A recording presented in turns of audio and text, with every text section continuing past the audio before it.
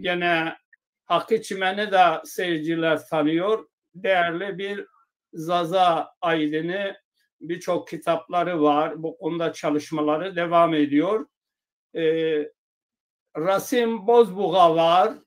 Nasıl Kürtlerden bir İsmail Beşikçi varsa, Türk olarak İsmail Beşikçi, Kürt meselesini araştırarak ortaya aklın sıra koyduysa, Rasim Bozbuğa Zaza meselesi konusunda çok duyarlı bir kardeşimiz. Zaza tarih tezini üniversite tez olarak hazırladı. Ayrıca Rasim Bozbuğa'nın makaleler, Zazalar hakkında makaleleri vardır. Kibar Doğan kardeşimiz gene Bursa'dan katılıyor. Dersimli bir kardeşimiz. O da Zazaca türküleriyle sevilen bir sanatçımız. Bu akşam tabii fazla türkülere yer vermeyeceğiz.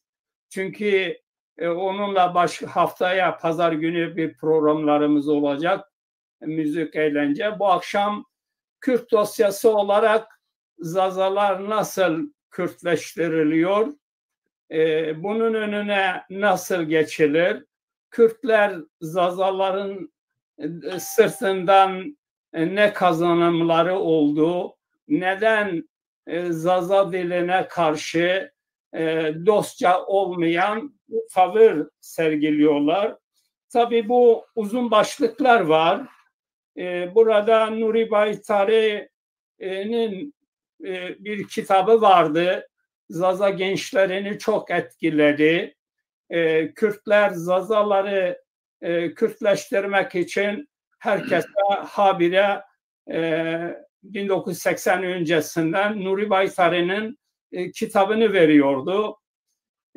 Daha sonra tabii bu Said Kırmızı Toprak, Seyit Elçi Kürtler tarafından kandırılarak Kuzey Irak'a götürüldüler. Oradan öldürüldüler. Kürtler tarafından öldürüldükten sonra da işte onları kahraman göstermeye, kendine mal etmeye çalıştılar. Hatta Mazlum Doğan'ın Kürt olmadığı halde Mazlum Doğan'ın kendini yakması herhalde aklın alacağı bir şey değil. Birileri ona da sen meşhur olmak istiyorsan kendini yak, meşhur olursun. Bu şekilde gelişmeler var. Bunun paralelinde Kürtlerin çok büyük faaliyetler var. Kürt enstitüleri var. 1992'de Türkiye'de Kürt enstitüleri resmi olarak çalışma sürdürüyorlar. Kürt dernekleri var.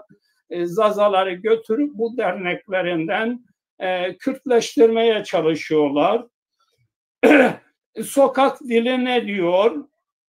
Bir de onu konuşacağız. Bir Kürt milletvekili vardı. Daha önce şöyle bir terim kullanmıştı. Biz evde Zazaca konuşuyoruz. Sokakta Kürtçe konuşuyoruz. Okullarda ise Türkçe konuşuyoruz. Yani itirafta bulundu. Bese-i Hozat gibi. Bununla birlikte Selahattin Demirtaş da bir itirafta bulundu. Selahattin Demirtaş dedi ki işte ben Kürt Zazasıyım. Yani Kürt Zazasıyım. Zazalığı inkar ederek bu terimi kullandı. Arkasında da diyor ki beni HADEP kazandırdı diyor. Ben HADEP'e borçluyum diyor. Yani kendisinin siyasi bir lider olmadığı, HADEP'in onu Selahattin Demirtaş olarak yaptığını, gündeme taşıdığını söylüyor. Bu da büyük bir itiraf. Şimdi hemen konuklarımıza başka sorularımız var. Sormadan önce Selahattin Demirtaş'ın o konuşması ne diyor bakalım? Lehçedir. Kürt bunların üst ismidir, öyle diyelim. 4 lehçeden biridir Zazacı. Evet, ben Zazayım. Benim eğer partim PKK üzerinde etkili olabilecekse bu bir dezavantaj değil, avantajdır. Kaldı ki ben başka partinin başına olsam onları söyleyemem. Yani ben bunları konuşsam başka partinin başına zaten başına getirmezler de. 3 gün o partide de kalamam. Bu partideyim diye bunları söyleyebiliyorum. Yani başka partinin başında olunca falan bunlar konuşulamaz. HDP'de olunca ancak bunlar konuşulabilir. Beni var eden HDP'dir. Bana bunları söyle. Evet, burada HDP'nin kendisini var ettiğini iddia ediyor ki birçok Zazalar gibi kandırılmış insanlarımız var. Bizim Vedat Hoca düştü. Şimdi şeye soruyoruz. Öncelikle Rasim Bozbuğ'a, değerli bir kardeşimiz. İsmail Beşikçi işte tabii bir kitap çıkarttı Kürtlerle ilgili. O kitap hakkında Zazalara hiç yer vermedi, inkarcı davrandı. Siz bu konuda ne düşünüyorsunuz? İsmail Beşikçi'nin sizde bir Zazalarla ilgili çalışmalarınız var. İsmail Beşikçi'nin o tavrına ne diyorsunuz? Öncelikle tüm dinleyicilere ve sizlere selamlıyorum. Hakkı Hocam'ı, Kibar Hanım'ı, Vedat Hocam ve sizi. Burada İsmail Hoca'nın durumuna baktığımız zaman İsmail Hoca başlangıçta bu ne zaman ortaya çıktı? Bu aşiret, Ali Kan aşiret üzerine bir çalışma yapmıştı. Bu konuda yani o dönemde yapılmamış bir şeydi. Bu çalışma sonrasında akademik olarak öne çıktı. Sonraki dönemde İsmail Hoca'ya baktığımız zaman İsmail Hoca artık bir akademisyen, bir bilim adamı kimliğiyle değil de politik bir figür, politik bir aktivist olarak öne çıktı. Politik bir aktivistin ise farklı bagajları oluyor.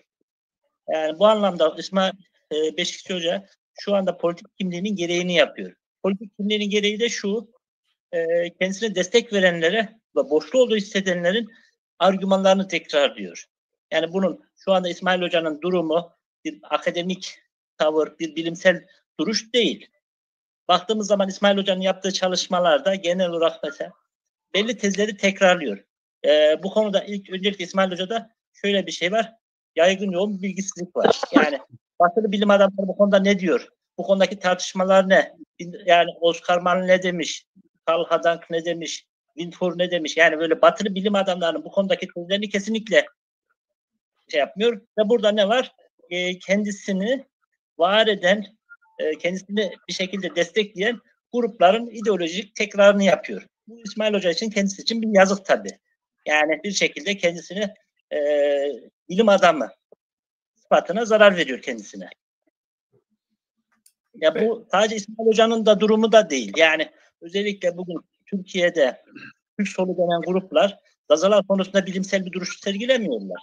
Onlar da genel olarak bu Kürt milliyetçilerinin taleplerini, Kürt milliyetçilerin arzularını paralelinde konuşuyorlar. Hiçbir zaman mesela Türkiye'deki sol gruplar içerisinde Zaza kimliğini kabul eden, açıkça bunu ortaya koyan insanlar yok. Çünkü bunlar diyorlar ki orada linç edilecekler. Mesela Sevan Nişanyan Zazalar üzerine konuşunca büyük bir linçe uğradı. O da mesela bu konularda artık pek konuşmak istemiyor. Çünkü linçe maruz kalıyor Zazalar üzerindeki bilimsel yani tezleri ortaya koyduğunda. Yani bunda bir şey var.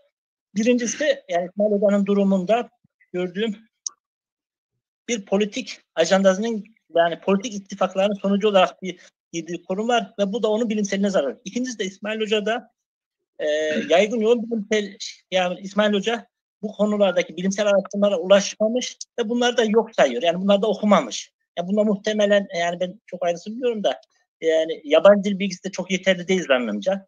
Yani bu konuda işte nedir Almanca yani İngilizce yeterli olsa buradaki metinlere de ulaşır. Tabii iyi niyetli bir şekilde bunlar onlayabilir ama bu da olmayınca bu sefer ne yapıyor? Türk milliyetçilerinin tezlerinin tekrar eden bir araç konumuna düşüyor. Kendi özel yani bir şekilde kendisi bir fikrini ortaya koyamıyor. Benim gördüğüm bu. Peki çok teşekkür ederim. Tabii sizin bir de teziniz vardı. O konuda da sorularımız olacak. Vedat Hoca'ya dönüyoruz. Vedat Hoca ilk Zaza tarih kitabını yazdı. Daha sonra çeşitli dillere çevrildi. Hatta Ayhan Varan kardeşimiz de bunu Türkçe'ye çevirdi. Bu kitabı nasıl, yani kime cevap olarak bu kitabı yazdınız? Nasıl bunu değerlendiriyorsunuz? İyi akşamlar hepinize tekrar. Bir de bizi dinleyen tüm dostlara iyi akşamlar. Hoş gelmişsiniz. Sorunun cevabı şöyle, soruya şöyle bir cevap verebilirim. Biz bir kitap yazdığımız zaman Zazalarla ilgili, Zaza halkıyla ilgili amacımız bu halkın varlığını tanıtabilmek, halkın nerede geldiğini, nereye gideceğini insanlarımıza öğretebilmektir. Özellikle tarih kitabı, biliyorsunuz şimdiye kadar tarihimiz hep karanlıkta kaldığından dolayı bizim açımızda önemli bir olgudu, önemli bir çalışmadı. Ondan dolayı böylesi bir çalışmaya başvurduk ve elimizde geldiğince bu Zaza tarihini en iyi şekilde karanlıktan aydınlığa çıkartmak için çaba sarf ettik. Ve zaten biraz başardık bu olayı. Yani başardık şu şekilde, her ne kadar tam anlamıyla bir Zaza halk tarihi kitabı olarak görülmese de büyük bir adım oldu. Büyük bir adım oldu çünkü şimdiye kadar Zaza tarihiyle ilgili fazla yazılar yoktu. Fazla kaynaklar yoktu. Kaynak açısından bir de akademik bir çalışmaydı bu. Yani delillere dayanan bir çalışmaydı. Bu açıdan da bence olumlu bir şeydi Zaza halkı için. Ve aynı zamanda bütün Zaza halkını inkar edenlere karşı bir şeydir bu. Bu bir cevap idi. Yani Zaza halkı şimdiye kadar asırlar boyu bizi susturdular, bizi korkuttular, bizi ezdiler, bizi yıldırttılar, bizi öldürdüler, bizi jenositlere maruz bıraktırdılar. Ondan dolayı Zaza halkı tamamıyla kendi içine çekilmiş durumdaydı ve cesaret yoktu varlığını ispat ettirmeye. Ve o cesarete de yoksun bırakılmıştı. Cesaretin ötesinde kendi yani ulusal kimlik bilincinin farkında bile değildi. Onun için başkalarının değirmenine su taşıyordu. Su taşımacılığını yapıyordu. Halen de yapıyoruz yani. Yani kitabın amacı bunu önüne aşmaktı. Şimdilik bunu söylemekle yetineceğim. Çünkü benim açımda bu böylesi bir çalışma, yani bir yayın çok önemlidir. Yani şimdiye kadar konuşmadık, şimdiye kadar sustuk. Bundan sonra konuşmalıyız. Yani Türklerin gerçek yüzlerini ortaya koymak zorundayız. Söylemeliyiz. Kim olduklarını söylemeliyiz. Ve onların yüzünden bir halk feda ediliyor. Yok ediliyor. Biz kendimizi feda etmek istemiyoruz. Ben sözü Hakkı Hoca'ya bırakayım. Evet, Hakkı Hocamıza sorumuz, tabii çok sorular var. Bu akşam konuşulmayanlar konuşuluyor. Akademisyen arkadaşlarımızdır. Hakkı Hoca Zaza davasının bel kemiklerinden biri diyebiliriz. Çünkü onun kitapları bugün okullarda da okutuluyor. Bu çalışmalarını da ilk Zazaca Almanya ders veren kişilerin başında Hakkı Hoca geliyor. Hakkı Hoca'ya soralım. Hakkı Hoca, bu çalışmalara ne zaman başladı? Niçin başladınız? Yani Kürtler işte Zazaları lehçe, bohça görüyorlar, paça görüyorlar. Ondan sonra tabii buna bağlantı olarak bu Kırmançki terimi nasıl Zazalara bulaştırıldı? Önce sevgili konuşmacı arkadaşlara merhaba, sevgili dinleyicilere merhaba. Özellikle Rasim'i sadece 2018'de bir defa kısa görüştük değil mi? Vedat'la hep böyle görüşüyoruz ama daha karşılaşmadık. İnşallah bir gün o da nasip olur. Kibar, seninle de aynı şekilde iyi akşamlar. Sevgili dinleyicilere iyi akşamlar. Ya Vedat'ın söylediklerine aynen katılıyorum. Tümüne katılıyorum. Biz sustuk. 90'larda 80'lerin işte ortasında burada bir eğilim vardı Almanya'da. Kendi dilimiz çevresinde bir araya geldik. 80'lerin ortasında, daha doğrusu 90'larda yoğunlaştı bu. Belirli aralıklarla o zaman Mehmet Doğan'ın da desteğiyle, organizasyonuyla değişik yerlerde hafta sonlarında bir araya geldik ve Zazaca'yı konuşmaya başladık. Türkçeden vazgeçtik o aralar. Güzel bir şey daha vardı. O başlangıçta işte Sünni Zazalarla Alevi Zazalar bir araya geldi. Tanıştılar yani. İlk defa Sünni Zazalarla Alevi Zazalar Zazaca bazında bir araya geldiler. Baktılar ki aynı dili konuşuyorlar. Bir baktık ki hep birbirimize benziyoruz. Hiçbir farkımız yok birbirimizden. Bu şekilde bir ön çalışma oldu. Tabii ondan önce işte Mahmud'un Fransa'da yaptığı çalışmalar var. Kızıl Yol'la, Ebu Bekir, Doktor Zülfü Selcan'ın yaptığı çalışmalar var. Bunlar her mesela Cuma Aslan'ın yaptığı çalışmalar var. Ama bunlar Kürt cerrahi örgütleri içerisinde önce başlamış kişiler bunlar. Daha sonra bunlar farkına vardılar ve hakikaten Kürtlerin Zazaları yok etmeye, yani Zaza dilini yok etmeye çalıştıklarını, asimile etmeye çalıştıklarını, kendi çıkarları için kullanmaya başladıklarını açık seçik gören ilk aydın kesimdi bu. Bu 1980'lerin ortasından işte 1990'ların, 2000'lerin sonlarına kadar böyle bir araya gelme oldu. Biz Zaza dili üzerinde çalıştık. İşte o ara bir İtalyan dil bilimci ile bir Amerikalı dil bilimci de aramızdaydı. Onların da teşvikiyle. Herkesin tabii bir çıkarı var bu işte. Onlar başka bir şeyi denemeye çalıştılar. Kendilerine göre başka bir denemeleri vardı ama bize bir faydaları oldu. Bizi dil etrafında bir araya getirdiler, topladılar. Bizde bir bilinçlenme meydana geldi. Yani Zaza dilini konuşma, Zaza dilini geliştirme, koruma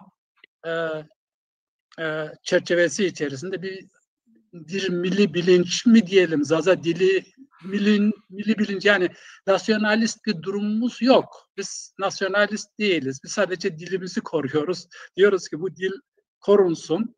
Ben nasyonalistim kardeşim. Yani hayır, yani biz haşa Kürtler gibi, Türkler gibi, Ermeniler gibi nasyonalist değiliz. Yani ırkçı da değiliz. Biz sadece dilimizi koruyoruz. Dilimizi korumaktan başka bir görevimiz yok. Annelerimizin, babalarımızın, dedelerimizin, ninelerimizin bize verdiği bu kutsal emaneti kendi çocuklarımıza emanet ederek gitmek istiyoruz bu dünyadan. Başka bir hünerimiz yok yani. Bu çerçevede ben işte Zaza dili dersleri kitaplarını yazdım. İlk Zaza dili ders kitapları şerefe herhalde bana ait zannedersem, bilmiyorum. Yani öyle gözüküyor. Çünkü benden daha önce Zaza dili dersi kitabı yazılmamış. Tabii Doktor Zülfü Selcan'ın gramer kitabını, onu ayrı tutmamız lazım. O bir bilimsel çalışma, o bir dil bilimi ile ilişkili bir çalışma. O benim kitaplardan daha önce yani. Bu işin motoru zaten Doktor Zülfü Selcan. Yani bizi hakikaten ikna eden, bizi işte bu dilin de dil olduğuna inandıran kişi Doktor Zülfü Selcan. Ya?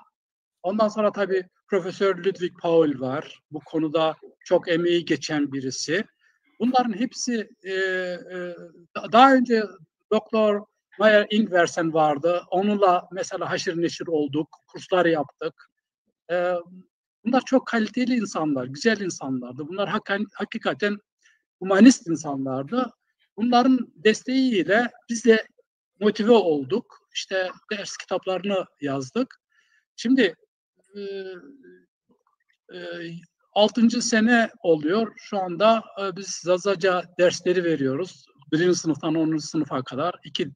Ben 2 değişik okulda işte Zaza dil derslerini veriyorum. Tüm Avrupa'da tek Zazaca öğretmeni benim. Yani tanınmış, kabul edilmiş tüm Avrupa'da tek Zazaca öğretmeni benim. Ne yazık ki yani bunu övünerek söylemiyorum, bunu üzülerek söylüyorum.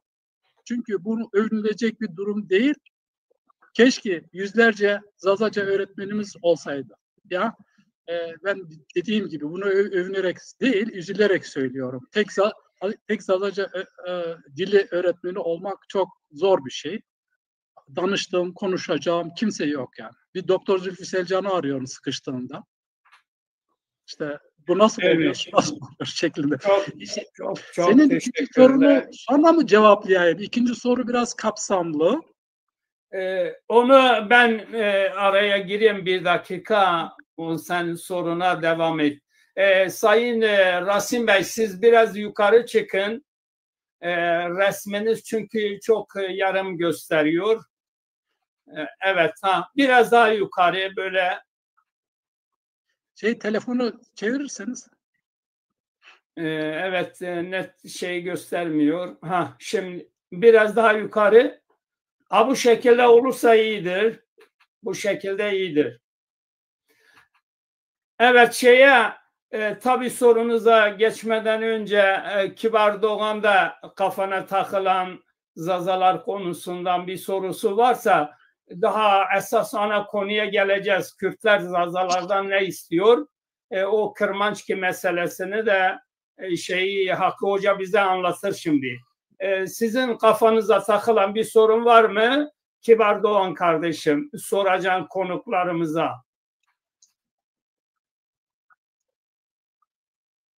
Hocalarım hepsi hoş gelmişler, sefalar getirmişler. Biraz sesli. Ben dinleyeyim. Onun için ilerideki saatten ileride biraz daha dinleyeyim hocalarımızı.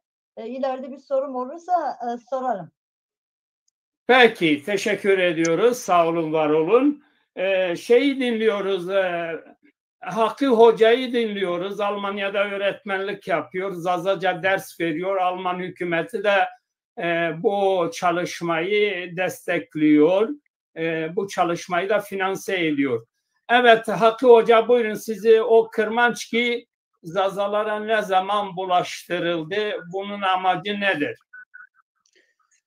Ya Kırmancı kelimesi Zazaca'yla yani alakalı bir kelime değil, yabancı bir kelime. Kızılbaş kelimesi gibi. Mesela Tunceli'ne Kızılbaş kelimesi bulaştırılmış. Ben tüm cem ve cemaatlerde büyüdüm. Kendim Ocakzadeyim, yani eğer söylenmesi gerekiyorsa yani Tirlerin cem ve cemaatlerinde bulundum hep. Biz Zazaca'da mesela bu iki kelimeyi, yani özellikle Kızılbaş kelimesini ben hiç duymadım. Şimdi Kırmancıki kelimesi ne zamandan beri bulaştırılmış, ne zamandan beri Tunceli Zazaları Kırmancıki kelimesini kullanmaya başlamış. Ona geleceğim. Ön çalışmayı yapan Baytar Nuri, Mahmut Bey senin de biraz önce söylediğin gibi Baytar Nuri bir ön çalışma yapıyor en zor dönemde. Ama Baytar Nuri'nin Kürt propagandası, Kürtleştirme çalışması yaptığı dönemde Tunceli'nde öyle söyleyeyim, Desim'de halkımızı yönetenler var. Halkımızın liderleri var. Baytar Nuri döneminde halkımızın liderleri var. Yani kültür taşıyıcıları var. Pirler var. Yol göstericiler var. Yani dini adamları da var. Yol göstericileri var. Bu konfederasyon içerisinde bir birliği oluşturan üst düzeyde aşiretin ileri gelenleri kendi aralarında birer yönetici durumunda. Yani Tunceli başıboş değil yani Desim başıboş değil, yani Zaza halkı başıboş değil. yöneticileri var. Onları yönetenler var. İyi ya da kötü.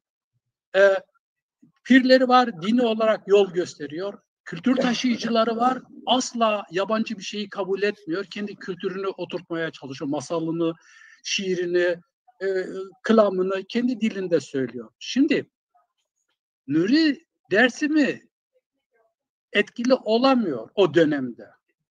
Neden etkili olamıyor? Çünkü kültür taşıyıcıları var. Çünkü önderler var. Çünkü pirler ve rahberler var. Ama Nuri Dersimi işte o Şam'da falan 2 tane kitap yazıyor. O kitaplar 1960'tan sonra insanları zehirlemeye başlıyor. O Kırmancıki kelimesi. Yani burada bir nokta koyayım. Tekrar dönüyorum geriye. 1938 bizim için bir milat. Yani biz konuşurken 1938 öncesi demek zorundayız. 1938 sonrası demek zorundayız. 1938 öncesinde önderler var, yöneticiler var, akıllı adamlar var, kültür taşıyıcıları var, pirler, rahberler var.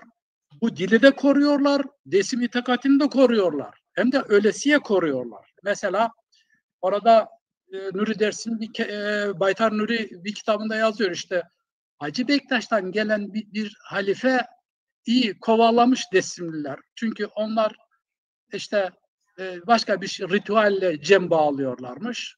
Bizimkiler o ritüeli kabul etmemişler. İşte onu kovalamışlar ta Malatya'nın öte tarafına kadar. Yani bu gösteriyor ki o dönemde Desim yani Zaza dili ve Desim itikadi ve Desim Zaza kültürü korunmaktadır. Ölesiye korunmaktadır. Yani gerekirse onun için ölünmüş de. Şimdi burada 2 tane büyük şair var. Bir tanesi yani 1938 öncesinde bir tanesi Seykacı, öbürü de Şahayder. Şimdi Seykacı'nın şiirleri, bize ulaşan şiirlerinde bir tek şiirde bir yamama var. Seykacı o kelimeyi kullanmamış. Kırmanç kelimesini kullanmamış Seykacı. Bir şiirinde o şiiri sonradan Kürt örgütleri oraya yama yapmış. Yani yamalamışlar. Şu anda kitabı keşke hazır getirseydim. Kalkıp getirmem gerekiyor. Sayfasını söylemem lazım. Karşıda rafta duruyor ama yani demek istediğim Seykacı Kırmancı kelimesini kullanmamış. Daha sonradan bir yerde bir şiirinde o kelime Kırmancı kelimesi yamalanmış. Sahayder hiç kullanmamış. Hiçbir şiirinde. Bugüne kadar gelen tüm aşk şiirlerinde zaten o aşk şairi her gördüğü güzele aşık olmuş. Kimin evlerine kadar da yakışıklıymış. Yani o kendi şiirlerinde, türkülerinde, kılamlarında hiçbir zaman Kırmanç kelimesini kullanmamış. Bunların ikisi de 1938'den önce bu dünyadan göçüyorlar. Şimdi gelelim Karl Hadank, Oscar Mann, Karl Hadank'ın kitabına. Eğer olsaydı bu kavram 1938'den önce eğer bu Kırmancı kavramı olsaydı bu 2 tane bilim adamı kendi kitaplarına o kavramları da alırlardı. Kitabın 3. sayfasında bu halkın 2 tane adı var diyor yazarlar. Yani Oscar Mann ve Karl Hadank kitapla bu Mundarten der Zaza yani Türkçe'ye çevirirsek Zaza dilinin şiveleri. Bu kitapta 3. sayfasında işte bu halkın 2 tane adı var. Birisi Zaza, öbürü Dimirli diyor. Yani Kırmancı kelimesi yok orada. Eğer olsaydı koymazlar mıydı yani? Bunlar bilim adamı. Yani bilim adamı ne yapar? Gittiği yerde o verileri toplar ve onları yazar yani. Eğer böyle bir veri olsaydı, Kırmancı kelimesi olsaydı onlar derlerdi ki bu halkın işte böyle bir adı da var. Yani ondan sonra benim bir röportajım var.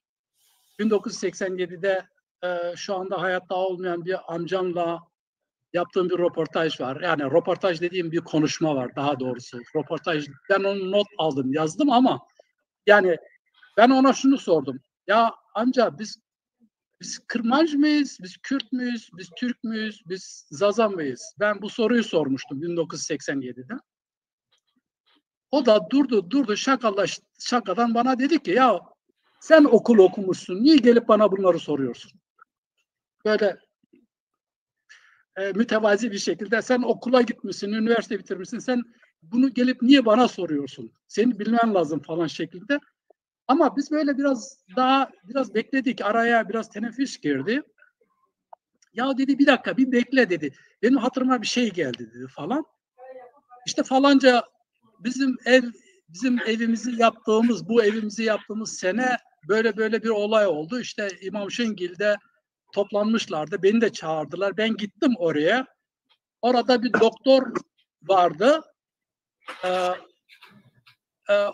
O doktor işte Türkçesi Sarıyayla. O köyün adı Nazimiye'nin köyü. O köyden bir doktorun geldiğini ve yanında 4-5 kişinin olduğunu, o doktorun orada işte Barzani propagandası yaptığını, Kırmanç propagandası yaptığına şahit olduğunu söyledi. Daha sonra biz dedik, bizden birkaç kişi işte haşa biz Kürt değiliz falan dedik. O adam da kalktı, yemeğini yedikten sonra, çayını içtikten sonra kalktı öyle kimse yüz vermedi, çekti gitti dedi. Ya bu olay da şunu gösteriyor ki yani bu Kırmançki propagandası şunu unuttum. O evin yapım tarihi 1960'ların başı. Biz evin duvarında bir taş var. O taşta 1962 yazıyor. Oraya kazmışlar. Yani Evet. bu adamların oraya gelmesi o tarihlere rastlıyor. Yani demek istediğim şu. Bu Kürt örgütleri 1938'den sonra çaresiz olan bir halk var.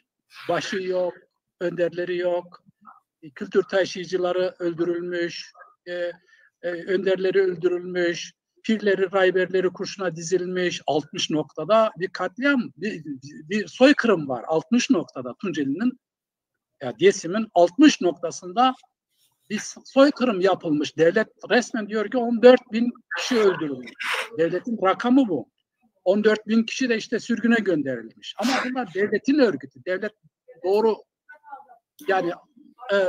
doğru rakamı vermiş olması mümkün değil. Yani rakamın daha büyük olması gerekiyor. Şimdi 1938'den sonra öndersiz, kültür taşıyıcılarından yoksun, rayberlerinden yani dini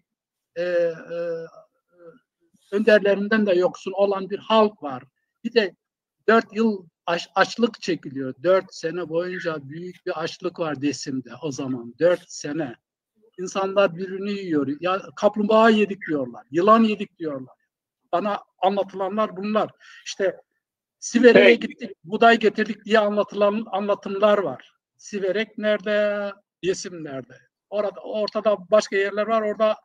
Demek orada da imkan yokmuş.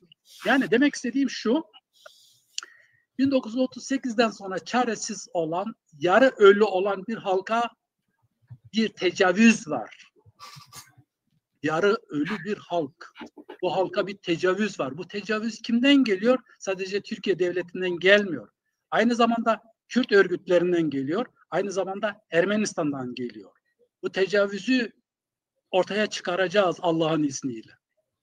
Onun için Kırmançki bizim hiç kimliğimizi oluşturamaz yani.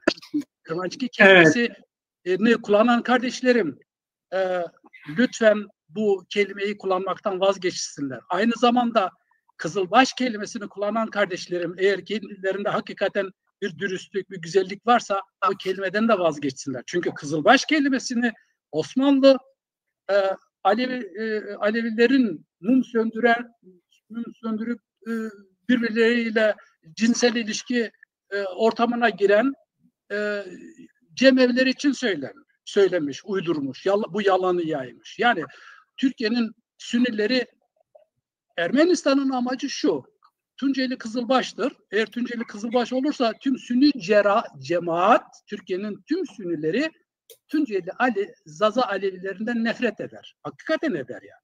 Çünkü ya insan dini ayinde birbirine hayvan gibi girer mi yani? Cinsel ilişkiye girer mi yani? Bu saçma bir şey yani. Şimdi Ermenistan bunu doğru yani kendisine göre doğru bir tesirli bir silah olarak kullanıyor. Tunceli'deki kardeşlerimiz de ya da Tuncelili kardeşler, Desimli kardeşlerimiz de bunu ezberlemiş kullanıyorlar. Herkes her gün kendilerine küfür ettiklerinin farkında değiller yani. Kendilerine hakaret ettiklerinin farkında değiller. Ya. Evet, çok teşekkürler Hakkı Hocam. Tabii diğer arkadaşlarımıza da söz hakkı var. Gene size döneceğiz. Bizi izleyen İdris Genç kardeşimiz var. Fatma Dalgıç var. Abdülkadir Büyüksayar, sizin standınız kapandı. Siz şahitsiniz olaya. Bu Kürt belediyesiydi o zaman. Kürtler size baskı mı yaptılar? Neden size baskı yaptıklarını 2 dakikada senin anlatmanı istiyoruz. Size link gönderdim. Katılabilirsin. Evet, başka bizi izleyen çok sayıda kişi var. Cabir Say var. Kudrettin Erdoğan, Hadin Bezancir, Rocame Polat var vesaire. Çok sayıda bizi izleyen Bilal Bayrak var. Evet, gelelim Vedat Hoca. Vedat Hoca tabii siz önceden Kürt hareketindeydiniz. Kürtlere çok emek verdiniz. Kürtlerin spor olarak bir spor teşkilatı kurdunuz. Kitaplar yazdınız. Siz Zaza olduktan sonra bu Kürtler size düşman oldu. Bunun nedenleri nedir? Yani niçin siz o kadar emek verdiğiniz halde sonradan nasıl ki ana diline sahip çıkıyorsun, Zazaca alfabe çıkarıyorsun, hikaye kitabı yazıyorsun, tarih kitabı yazıyorsun. Kürtler neden şimdi size karşılar? Yani bu emeğin karşılığı bu mudur? Şimdi Mehmet Yoldaş, bunu cevaplandırabilirim. Sorun değil. Önemli olan bizi dinleyen arkadaşlar ve aynı zamanda hem Kürtler için çalışan Zazalara hitap ediyorum. Bu aynı zamanda Kürtlere de yani hitap etmek istiyorum daha doğrusu. Gerçekleri söylemek zorundayız. Çünkü biz tarihimizi ortaya çıkarmadan onların tarihiyle karşılaştırmadığımız müddetçe hep böyle oluruz yani. Yani hem yanlış anlaşılırız hem inkar ediliriz. Kimse ne onları içine çalışan Zazalar geri dönerler ne o Kürtler zaten bizi yok sayıyorlar. Kürt politikacıları zaten adamlar olaylara ön yargılı bakıyorlar. Olaylara kendi pencerelerinden bakıyorlar. Dolayısıyla bizi yok sayıyorlar. Ondan dolayı biz tarihe dönmek zorundayız. Yani demek istediğim Zaza halkı, Zazalar medeniyetler kurmuş bir halktır. Zazalar olduğu dönemlerde Kürtler diye bir olay yoktur. Kürtler yoktur ortada. Kürt olayının ortaya çıkışına bakmak lazım bana göre. Kürtler yani 1000 yılından 1156'dan sonra isimleri ortaya çıkıyor. Kürt ismi kullanılıyor. 1156'dan sonra düşünebiliyor musunuz? Selçuklarla birlikte kullanılıyor. Ondan önce tarihe baktığımız zaman Zaza isimli her tarafta vardır. Zaza halkını çağırtan terimler Kürt terim dediğimiz terimler hep milattan önce 2000-3000 yıllarına gidiliyor. 3500'e gidebiliyoruz. Yani bütün halklar varlıklarını bu terimler üzerinde kuruyorlar. Bu terimlere bakarak geçmişlerini araştırıp bugüne getiriyorlar. Bir iki terimler. Oysa bizimki dolu terimlerimiz. Zaza var, Lulu var, Lu var, Het var, Za var. Bir sürü terimler var.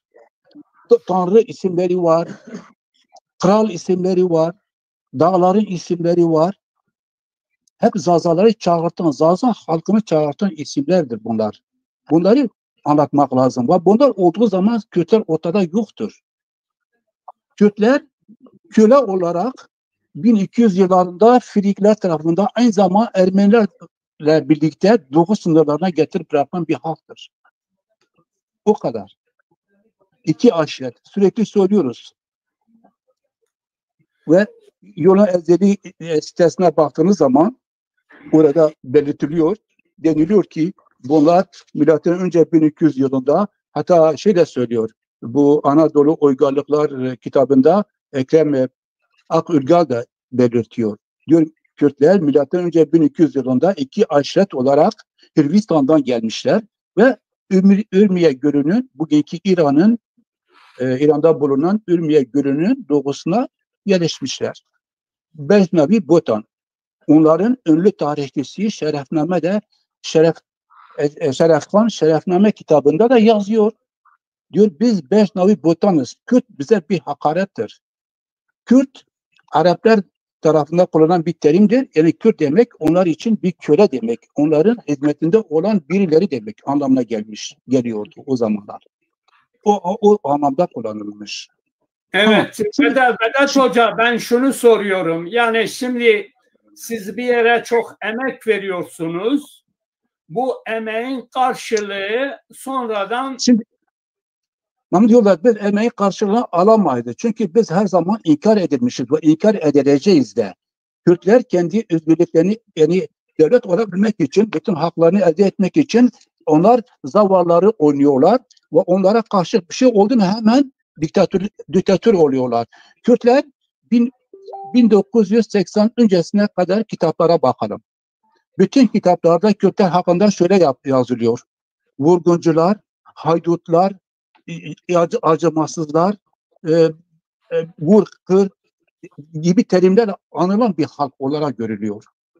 Ama Kürtler bugün Zazaları bırakmazlar. Zaza halkın sürekli benden de diyecekler. Niye? Çünkü Zazaları bıraktıkları andan itibaren onlar böyle bir evin düşün, sütunları var. O sütunlar kırıldı mı düşer. Aynen öyle. Çamura yatar. Çünkü bizim tarihimizle, bizim kültürümüzle, bizim dilimizle ayakta duruyorlar. Zaza tarihi getirmeyi, Zaza coğrafyası getirmeyi, Zaza dili getirmeyi neyi kalacak? Avgastar biziz. Zaza toprakları biziz. Zaza dili biziz. Onlarınki neleri var? Ayrıca ondan dolayı Kürtler bizi bırakmazlar, bize saldırırlar. Biz en ufak bir hareket halinde saldırı durumdayız. Yani saldırılara uğrarız. Bunu bilmeliyiz. Evet. İkinci bir şey de Kürtler hiçbir zaman Zerdüşt olmadılar. Zerdüşt değiller. Zerdüştlüğü 1980'den sonra bu diasporada yaşayan Kürtler Avrupalılara iyi görünmek için kalktılar, kendilerine mal etmeye çalıştılar. Zazaların üzerinden kendilerine mal ettirdiler. Eğer Zerdüşt olsalardı 637 yılında Araplar Zaza topraklarına geldikleri zaman onlarla birlikte hareket etmezlerdi. Zaten onlarla birlikte hareket ettiklerinden dolayı Zaza topraklarına yavaş yavaş geldiler. Zerdüşt olmuş olsalardı 1514 yılında Zazaları katledilmezlerdi. Neden Osmanlılardan medet umuyorlar diyor, bize yardım edin, biz bu adamları buradan kovalım, öldürelim, topraklarını alalım, biz size Doğu sınırlarını koruyalım. Neden söylüyorlar? Madem ki biz onlardan isek ve eğer onlar Zerdüşt ise neden İslam'ı savunuyorlar? Onlar İslam üzerine, dincilik üzerine ve bütün öncü isim adamları Mevlana Halit İslam'ı yayan bir adam, Kürttür. Medreseler bütün Kürt yani Arap dini kültürünü, ürf adetlerini yayan Kürtlerdir Anadolu'da. Öncülüğünü yaptılar. Çok çok değerli fikirlerin için teşekkür ederim. Tekrar rica ederim ki ondan dolayı diyorum biz her zaman şeylere mahrumuz yani. En ufak bir kritik yaptın mı tabi saldırılara uğrarsın. Bunun da bedeli var. Ama biz yılmayız. Güzel cevaplar verdiniz hocam. Yüreğine sağlık. Çok teşekkür ederim. Şimdi değerli hocamız var. Rasim Bozboğa. Ankara Üniversitesi, Gazi Üniversitesi'nde kendisi Zazalarla ilgili de bir tez hazırladı. Sayın Bozbuğa, şimdi Zazalar bu Kürt hareketinin özgürlük, bağımsızlık laflarına kanarak buraya yoğun bir şekilde ilgi gösterdiler. Ama sonuç itibariyle Zazaca'ya lehçe diyorlar. Diyor ki Zazalar bize karşı konuşmasın. Zazalar lehçe olduğunu kabul etsinler. Bizim arkamızda dursunlar. Böyle bir durumla da karşı karşıyayız. Yani ben sitelerde ya da birebir görüştüğümde ya diyor ki siz Kürtlere diyor eleştiriyorsunuz. Yani demek istiyor ki lehçe şeyini kabul edin. Bize tabi olun. O eskideki hani Zazalar sahipsiz örgütsüzlük vardı. Bu noktaya gelmek istiyor. Ama biz biliyoruz ki parlamentoda, yerel yönetimde, Türkiye Devleti'nin katında Kürtler devletten çok yararlanıyorlar. Yani ama Zazalar hiç yararlanmadığı halde devlet Zazalara hani şu ana kadar diyebilirim yani bir bir desteği olmadığı halde onlar hem suçlu hem güçlüdür. Siz bunu nasıl değerlendiriyorsunuz? Yani bir Zaza tarih tezini hazırladınız. Bu konulara da yakından bilgileriniz var.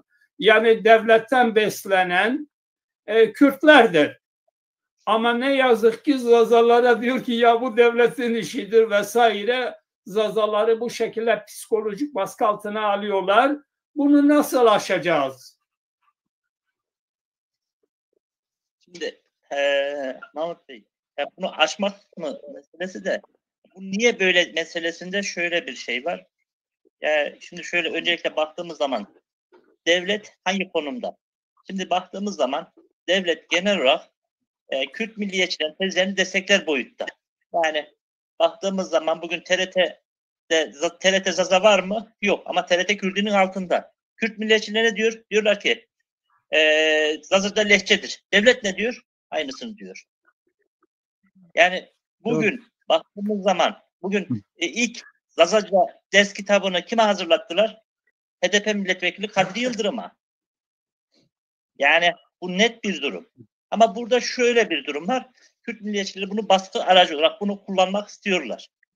Yani burada bir Kürt milliyetçilerin bir hegemonyası var. Yani Kürt milliyetçileri devlet içinde baktığınız zaman hangi fikirde olursa olsun, sağcı solcu. Genel olarak bu Zazalar konusunda ortak bir tavır içindeler.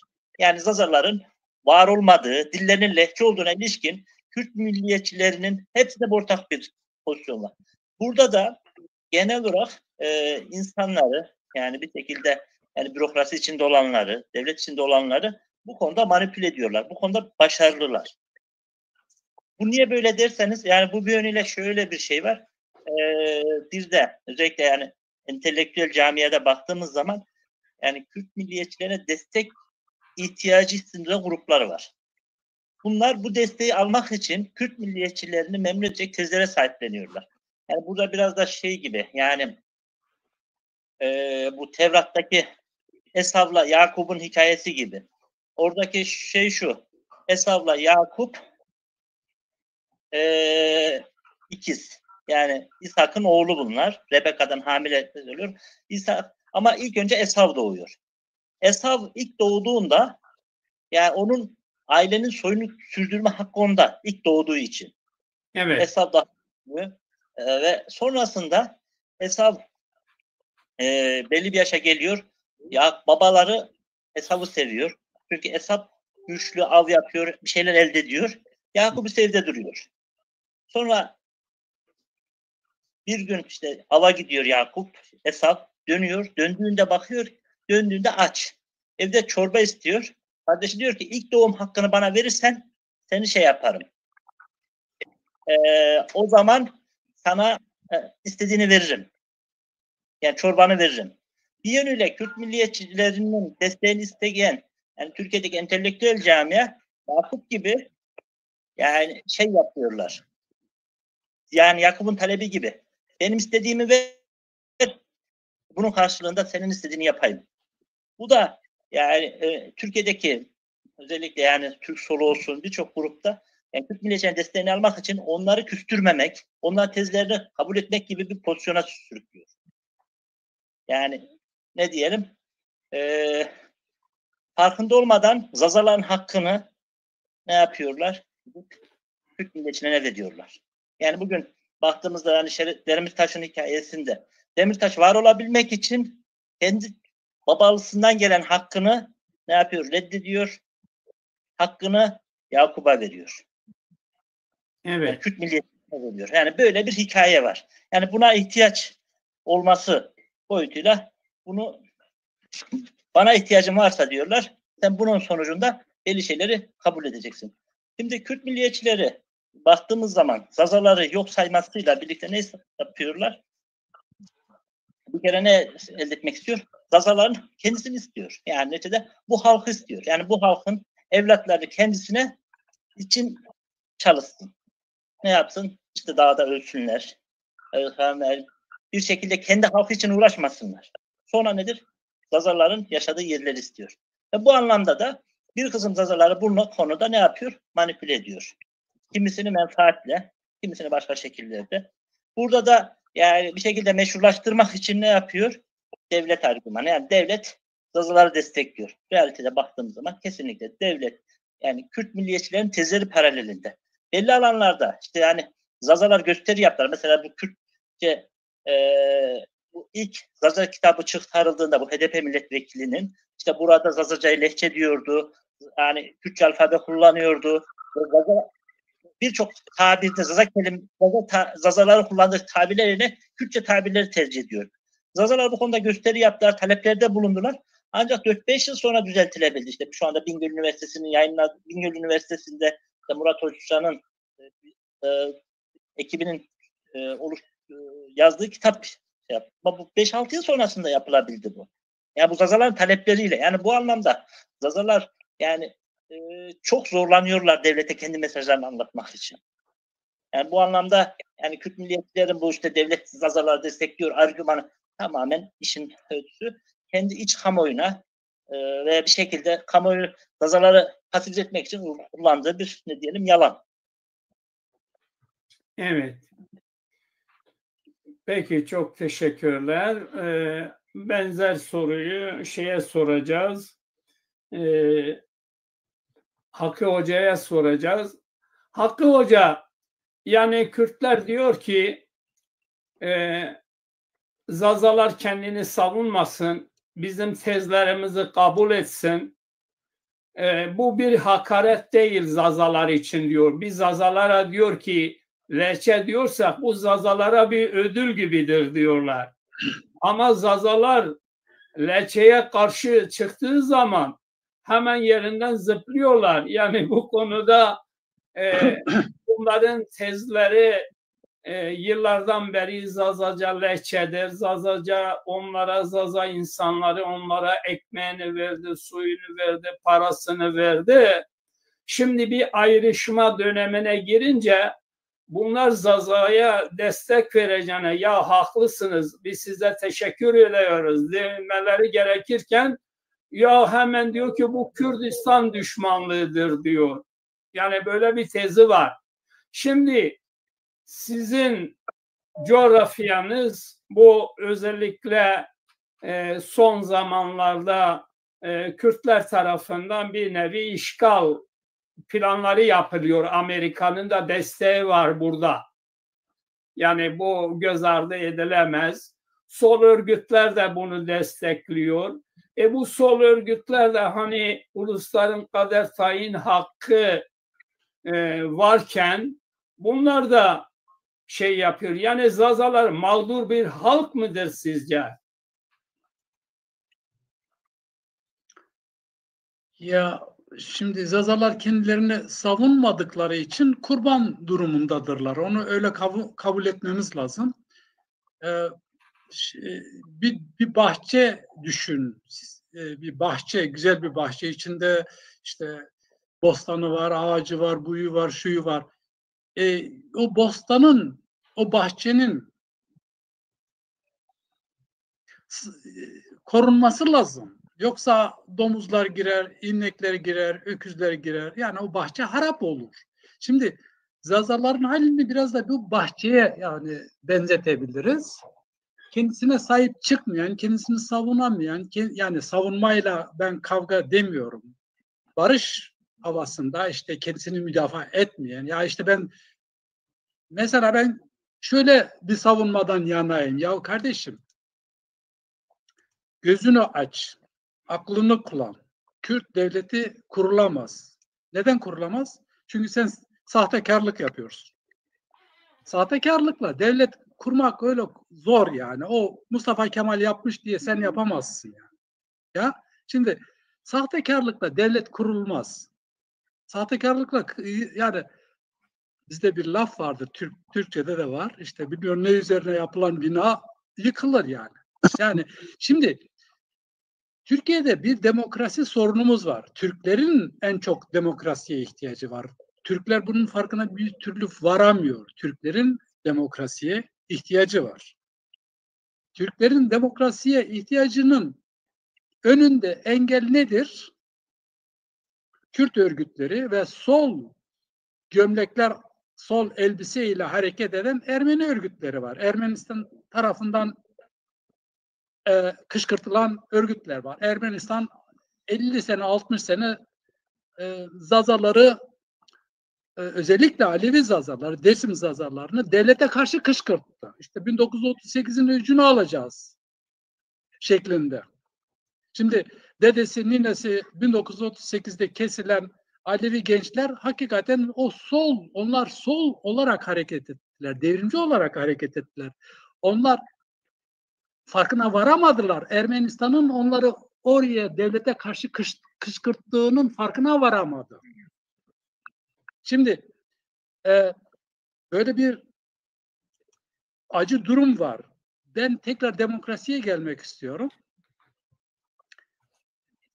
Zazalar, Ermeniler, yani Türkiye'de ne kadar varsa, Yahudiler ne kadar varsa bilmiyorum, Asürler ne kadar varsa bilmiyorum, Rumlar ne kadar varsa bilmiyorum, Çeçenler ne kadar, Çerkezler ne kadar varsa, bu halklar eğer demokrasiden yana davranıp beraber çalışırlarsa, Zazalar da dahil tabii buna, sandıkta demokrasi, yani çoğunluk çıkarırlar.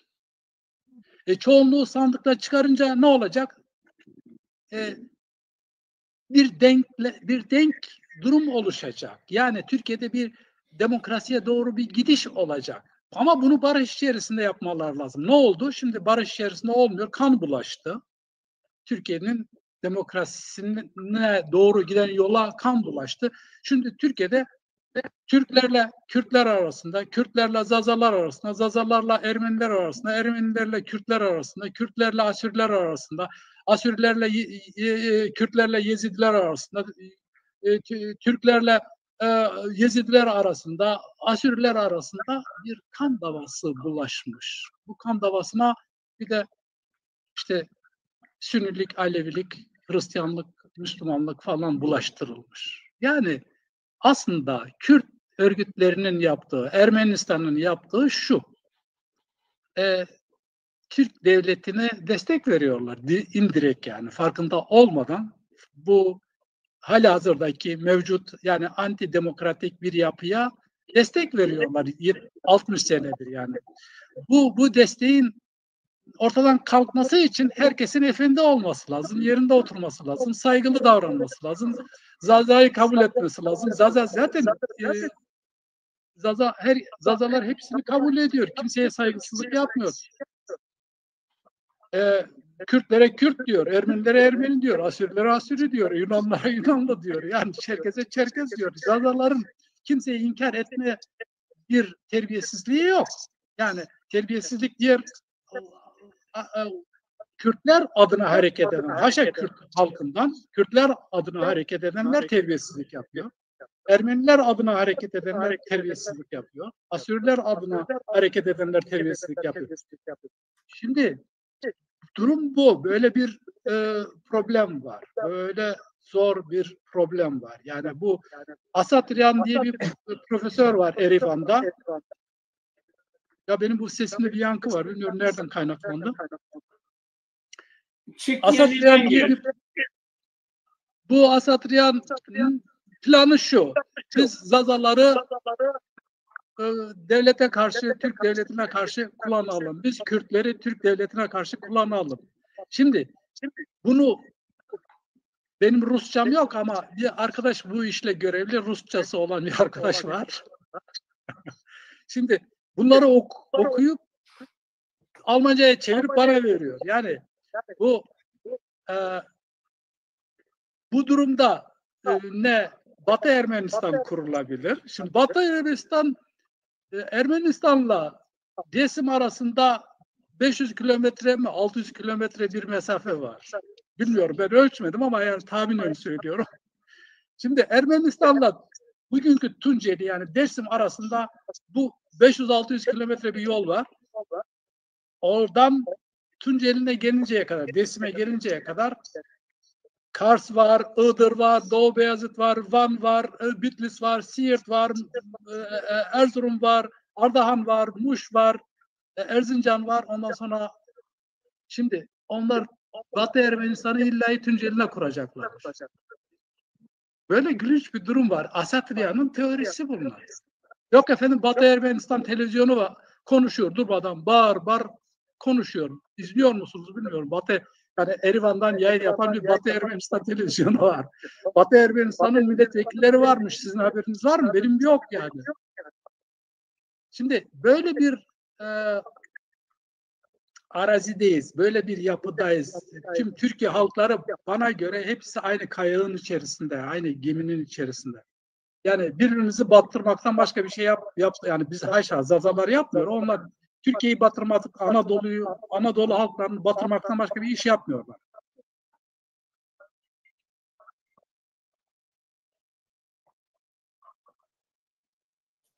Çok teşekkürler Sayın Hocam. Çok teşekkürler. Sağ olun. Sorumuz şu.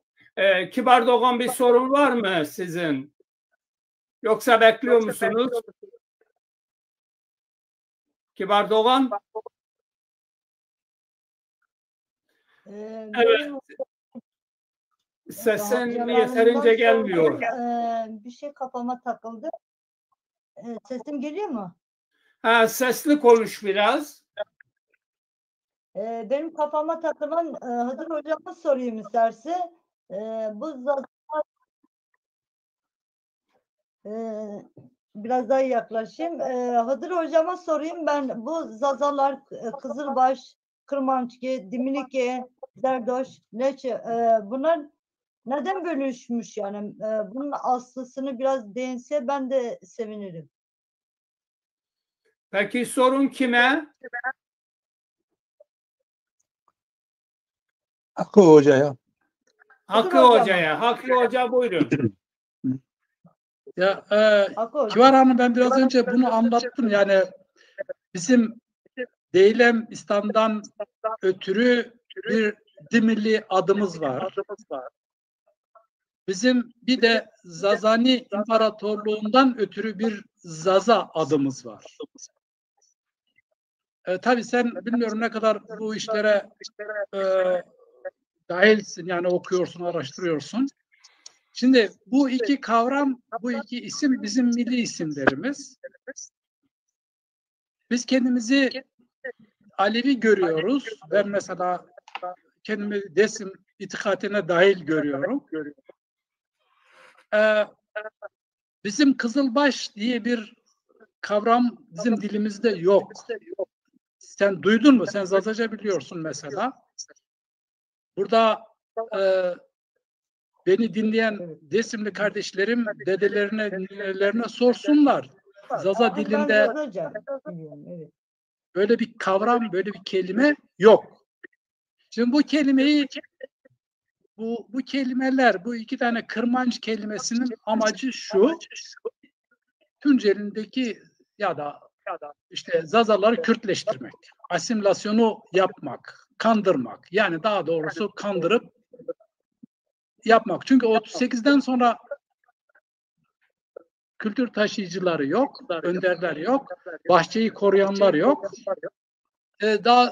Yani doğrusu bahçeye zarar verene, yani oraya devlet de girmiş zaten. Devletten başka Kürt örgütleri giriyor, Ermeni örgütleri solculuk kılığında giriyor, devrimcilik kılığında. İşte o kelimeleri oturtmaya çalışıyorlar. Amaç şu, insanların kafası karışsın. İnsanların geçmişiyle olan ilişkileri kopsun. Geçmişiyle ilişkileri kopunca, Zaza diliyle ilişkileri kopunca, yani Zazaca bilmeyen bir insanın kendi tarihini araştırması, geçmişine dönmesi biraz zor. Ya onun için hakikaten çok ciddi bir eğitime tabi olması lazım, bilgilenmesi lazım. Her şey bir bilgi meselesi. Bilgisiz insan bilinçlenmez. Yani bilincin bilimle, öğrenmeyle, araştırmayla ilgisi var. Bu eksiğimiz var. Hep çoğu arkadaşlarımız yüzeysel olarak şunun bundan dinlediklerini söylüyor, tekrarlıyor. Kendisi araştırmıyor, kendisi okumuyor, kendisi sormuyor. Soru soran bir halk değil yani. Soru soran bir halk olmak zorundayız. Eğer ciddi olmak istiyorsak yani. Ya da şunun bunun gölgesinde yaşamak istiyor. Geçenlerde bir Zaza şairimiz güzel bir şey söylemiş. Hoşuma gitti. Bir insan bir başka insanın gölgesindeyse onun kendi gölgesi olmaz. Evet. Peki, çok teşekkürler verdiğin cevaplar için. Sıra zannediyorum Vedat Kaymak Bey'e geldi. Vedat Kaymak Bey, size sorum şudur. Bu leçecilikten dolayı Kürtler çok Zazaları Kürtleştiriyorlar. Bu durumda Zazalar kendilerini buna karşı yeterince savunamıyorlar. Yani savunma pozisyonuna geçemiyorlar. Bunu elimizde bir yayın var. Başka bir Zazaların öyle elle tutulur, Zazaların sesi olacak bir şeyi fazla yok. Kürtler gece gündüz yayın yapıyorlar. Acaba Kürtler mi Zazalara karşı, yoksa Zazalar mı Kürtlere karşı? Çünkü biz bir halka karşı değiliz. Ama onlar Zazaları şey yapıyorlar. Zaza denince onlar hemen farklı yorumlara yükleniyorlar. Yani her zaman söyledikleri aynı şey. Ya diyor, ben dedemde duydum. Babam böyle dedi, dedem böyle dedi. Ya bizim babalarımız, dedelerimiz canlarını kurtarmak için dağlık alanlardaydı. Basın, yayından haberleri yoktu. Canlarını zor kurtardılar. Kürtler öyle yapmadı. Kürtler İran'da, Irak'ta, Avrupa'da bir takım kitaplar çıkarttılar. Bu kitapları da Kürtlerin uyanışıyla birlikte Zazaların da sonunu getirmek için kullandılar. Yani her yerde Kürt dernekleri var, Kürt hatta camileri var, kuruluşları var, devletlerle işbirliği de yapıyorlar. Onlar tutuyorlar, devletlerle işbirliğinde olmadıklarını onlar izah ediyorlar. Yani Zazalar kendilerini bence yeterince ifade edemiyorlar. Siz bu konuda ne düşünüyorsunuz? Doğrudur, Zazalar kendilerini yeterince ifade edemiyorlar. Nedeni şeydedir. Biz kendi ulusal kimlik bilincimizin farkında değiliz. Yani ulusal kimlik bilincine varmamışız. Yani Zazaların çoğu kendi ulusal kimlik bilinçlerinden yoksundurlar. Ondan dolayı böylesi bir durumla karşı karşıyayız.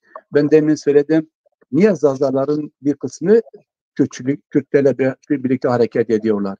Zaten Kürtlerin kendileri, yani biz Kürt dediğimiz zaman Kürt halkını kastetmiyorum. Ben kendim kastetmiyorum Kürt halkını.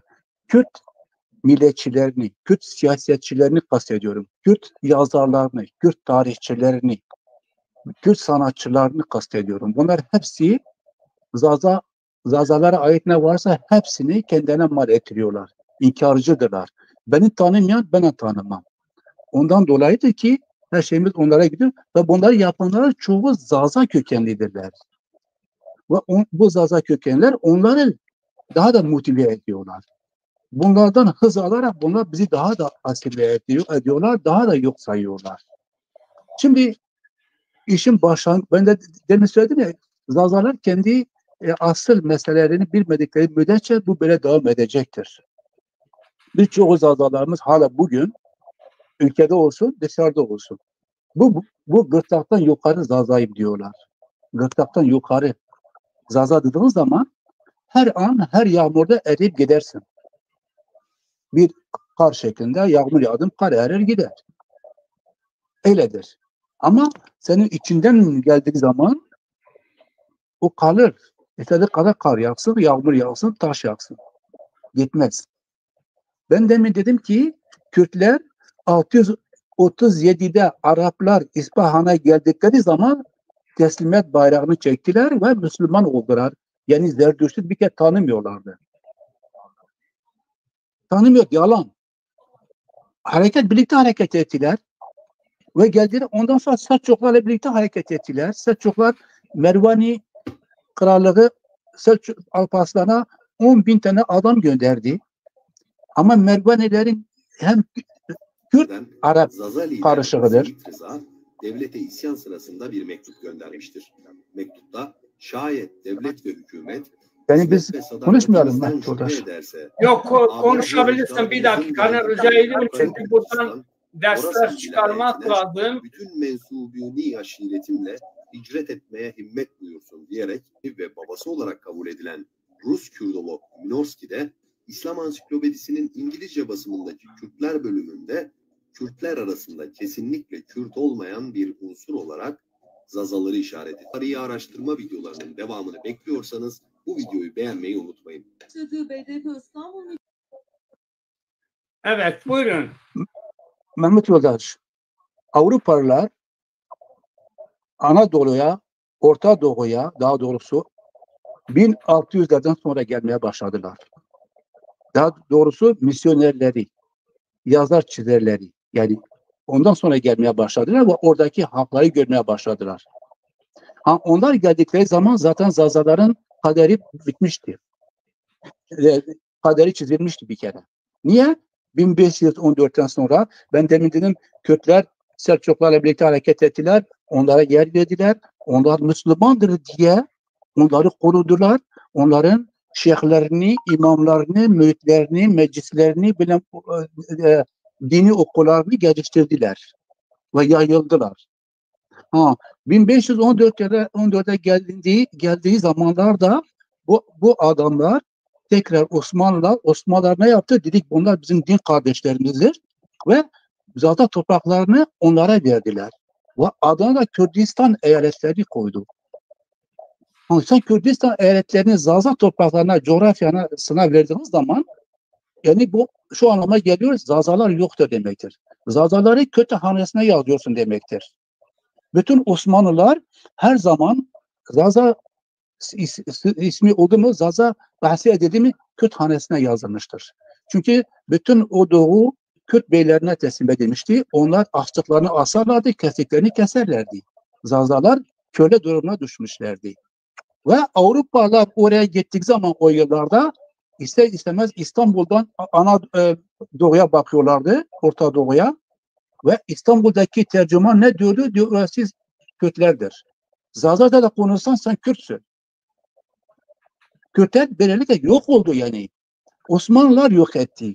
Ve ondan sonra Osmanlıların yani ne ismi vergileri, nüfus sayımcıları, polisleri, daha sonra valileri, daha sonra TC döneminde aynı şeyler, vali, polis, jandarma, şu bu hepsi Zazaları Kürt hanesine yazdılar.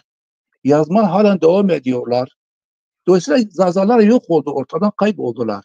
Ve Avrupalılar da bu yıllardan sonra geldiklerinde İstanbul'dan gözlüklerle baktıkları için orası Kürdistan denildi onlara. Ki coğrafi olarak Kürdistan'dı. Çünkü Osmanlılar oraya Kürdistan'a Osmanlı Kürdistan'ı diyordu oraya. Yani Kürdistan'a Osmanlı diyorlardı. Ve Avrupa'da ismi ondan sonra almaya başladılar. Yazmaya başladılar. Zazalar ortadan kayboldu. Asimilasyona uğradı. Bizim Zazalar şimdi 1900'lere geldiği zaman ya bugünlere geldiği zaman 1980'lere geldiğinde bizim gençler, bizim okul yazarlarımızın çoğu kendilerini Kürt zannetti. Bir de üstelik şunu unutmayalım. Bu çok önemli bir nokta.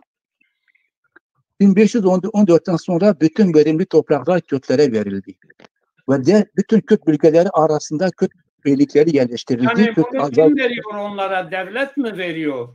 Osmanlılar verdi, Osmanlılar Evet, kendilerine verdi ve Zazaları birbirinden kopardılar. Şimdi diyelim ki Dersim'le Diyarbakır arasında bir Kürt aşiretini koydu ya.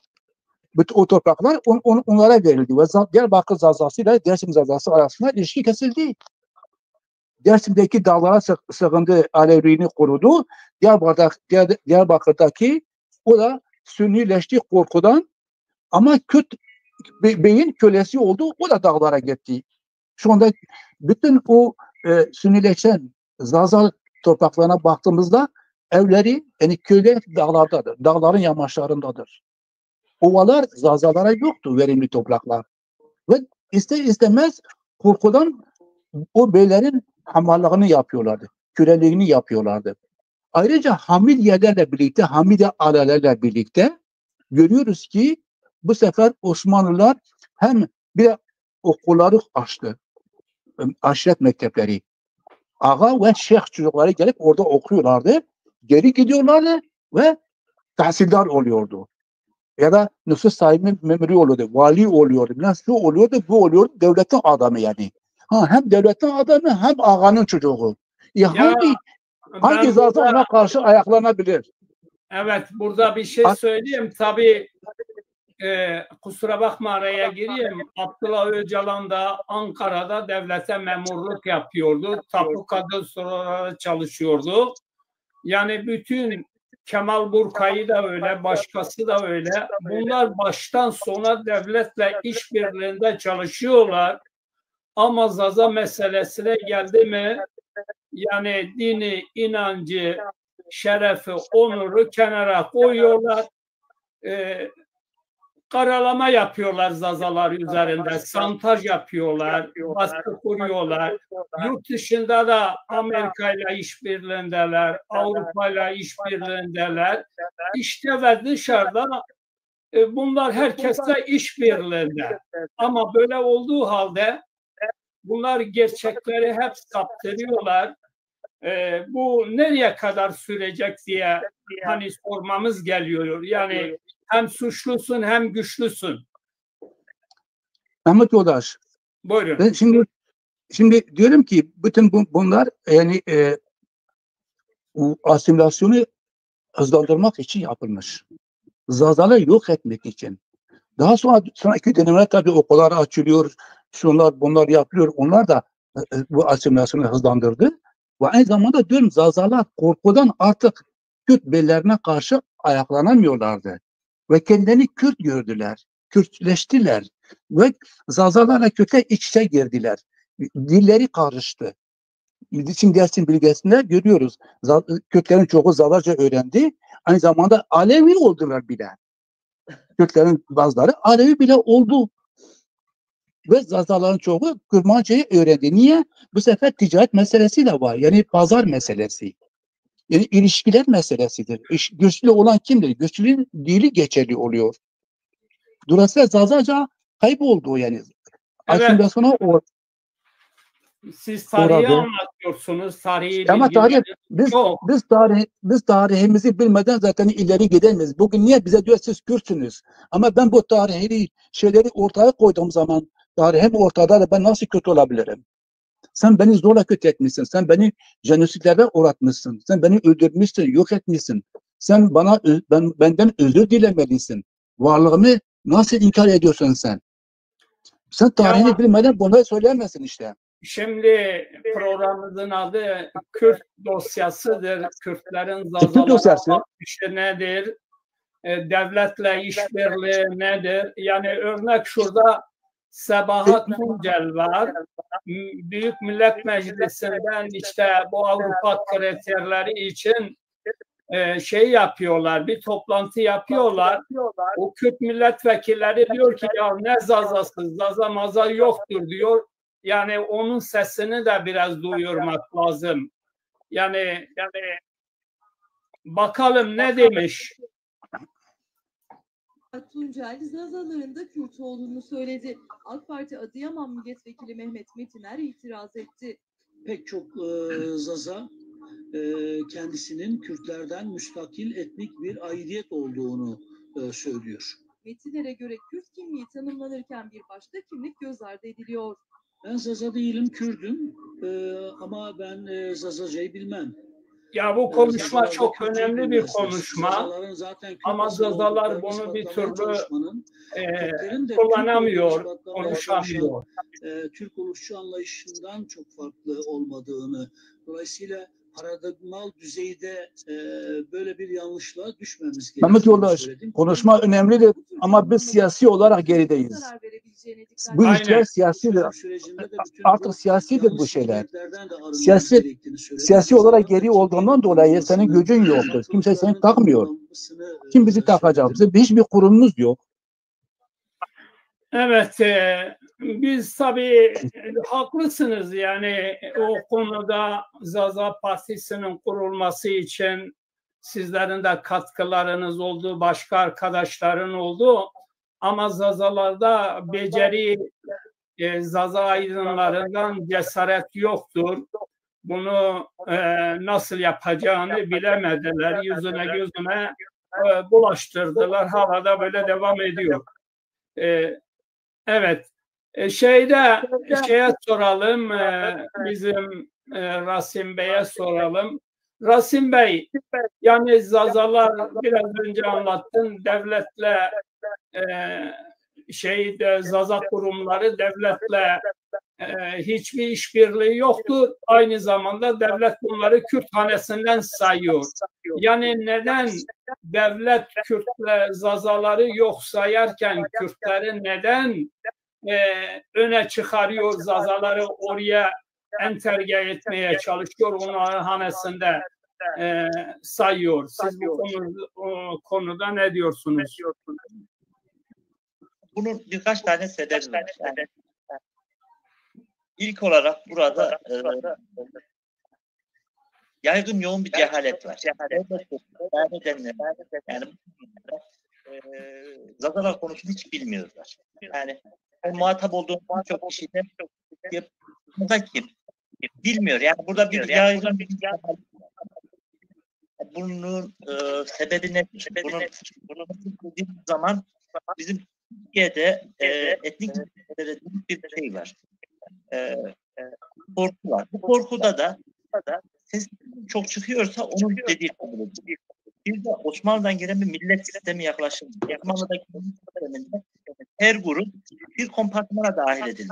Mesela Yunanlılar, Sırplar, Bulgarlar, bütün bu Ortodoks olanlar direkt Ortodoks sistemine dahil edilmiş. Bu bir kompartman. Şimdi bu şekilde baktığımız zaman mesela kategori kontrolünde dışlananları, aporoz edilenler Ermeni Patrikliğinin altında. Bütün bu millet sistemine bakış açısında diyor ki ben seni bir grubun içine koydum, bu grubun dışına çıkma. Yani diyor ki yani sen bana bir Kürt gibi diyor, sen Kürt'ün dışına çıkma, ben seni benim kafamı karıştırma. Bu bakış açısı, tarihten gelen bu bakış açısı Zazalar açısından bir handikap. Buna baktığınız zaman tarihte mesela bu durum kimde var? Bulgar diyorlar ki 1820'lerden sonra. Biz Yunan değiliz. Size niye Yunan direkt Ortodoks parça?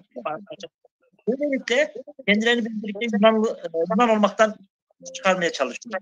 Osmanlı dönemi. Osmanlı diyor sen sadece Yunan kısmının içinde tutar. Bu manada yani bu tarihten gelen bir gelenek var. Evet. Bir de şöyle bir şey var. Yani bu işin bir tarafı. Yani yaygınca cehalet, tarihten gelen milliyetçilerinin organize olması. Yani hangi fikirler olursa olsun devlet içinde bütün fikirler bu konuda paralel hareket ediyor. Yani mesele olduğunda, Zazalar konusunda olduğunda Zazalar her zaman Kürtler, Kürt milliyetçiler öne çıkıyorlar. Birbirine destek olarak Zazalar sesini kısıyorlar. Zazaları yok ediyorlar. Bu anlamda dayanışması da önemli bir unsur.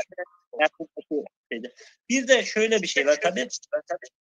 Zazaların örgütlü değiller. Yani devlet yapı yapı değil. Yani bir şekilde diyalog kurup bunları anlatması lazım. Kendilerine bunu anlatamıyorlar. Ama bu şöyle bir şey var. Tamam burada yani eksikler var ama zaman içinde bir gelişme de var. Bugün baktığım zaman Türkiye'de insanların çoğu artık Zaza devletinin varlığını kabul eder halde. Kabul ediyor. Kimse Zaza'ları inkar edemiyor. Milliyetçiler artık Zaza'ları inkar edemiyor, tanıyorlar. Şey yapamıyor böyle açık Zaza yoktur diyemiyorlar. İşte yani daha zorlanıyorlar. Bu da yani sizlerin başarısı. Yani bu Zaza hareketinin başarısı sizlerin sayesinde bu oldu. Yani insanlara bunu anlattınız. Hem Zaza'ları anlattınız hem Zaza olmayan insanları anlattınız. Böylelikle ne oldu? Zaza realitesi insanlar kabul ediyor. Bu bir aşama. Yani neticede arzulanan 100'dür ama 30 da bir başarıdır. Yani bu da sıfırdı. Yani hiç kimse bilmiyordu. Bu anlamda yani yapılanları da takdir etmek lazım. Yani sizlerin tartışma bu anlamda ne çıkan 1990'lardan itibaren Avrupa'da dergilerde yazılanlar, Türkiye'de dernek kuranlar, bütün bunlar aşama hep bir şey kattı. Bunları gönül kıldılar. Bu başarı. Yani bunu da yapmak lazım. Bu anlamda yani bütün Vedat Bey'e herkese teşekkür etmek lazım. Sanatçılar yani bu anlamdaki faaliyet önemli. Ses çok yankı geliyor. Bunu yapıyor. Alo. Ya bura sesler biraz daha devam etmek lazım. Yalnız hepiniz birinin Mahmut Hocam yeniden aynı programı başlatıyoruz. Evet. Bazı arkadaşlarımız sorular yazmışlar. Tabii Hasan Hayri Kurum Bey, sizin o sorunuz başka bir programda tartışılabilir. Bu konu sadece Kürtlerle Zazaların inkarı üzerine tartışıyoruz, konuşuyoruz. Ses iyi geliyor mu şimdi? Alo? İyiydi. Ya da seyircilerden bir soru varsa alabiliriz. Kısa olsun sorular. Evet, şeye dönüyoruz. Biraz da Zaza siyasetinden bahsedelim. Hakkı Hoca, Zazalar buradan neden tüm dünyadaki Zazacayı yok sayan ve yıllarca etimolojisi, fonolojisi ve gramatiği farklı olan Zazacayı İrani diller grubunda sıralayan tüm batılı oryantalistlere sesleniyorum. Artık yeter. Bu hatalarınızı düzeltiniz. Zazaca müstakil bir dildir. Sizin bugün yaptığınız bu hatalardan dolayı Zaza halkı kimlik mücadelesi vermek zorunda kalıyor ve siyaset arenasında bir Zaza kimliği yok sayılıyor. Artık buradan tüm dünyaya sesleniyorum. Bu hatalarınızı düzeltin ve Zazaların kimliğini ve dilini müstakil olarak ilan edin. Artık yeter,